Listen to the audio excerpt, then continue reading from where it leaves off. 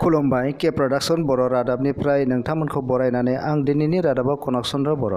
उदालगुरि जिल्लानि सिङाव थानाय अम्बागाव गामिनि बयजोंबो मिथिजानाय आम्बागाव मौजानि बारग' मौजादार धीरेन्द्र नाथ साहारिया रुंसार जाबाय। बिथाङा रुंसार जानाय समसिम 80 बोसोरमोन। थांनाय 7 अक्ट'बर 2019 खालार खालि बिथाङा लोमजाख्रुनानै जोबथा हांबोयो।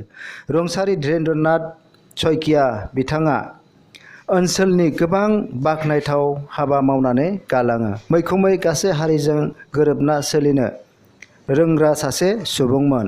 असमिया थुनलाइ आफादनि थैजासिम अरायथा सोद्रोमामोन। लोगोसे कच राजबंशी सन्मिलननि बारग' आफादगिरिबोमोन।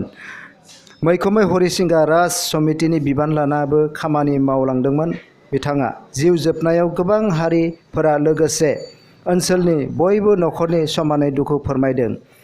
मख'नो गोनांदि अम्बागाव ओनसोलनि माखासे खृष्टानफोरा बिथांनि नखराव फैनानै जोबथा बिबार बावनानै आरज गाबनानै बिथांखौ बिदाय होयो।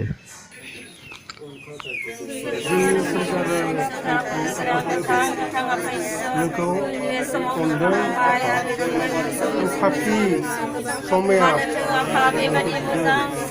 बेबायदि मोजां समनि बेयो दिनै फैना थांबाय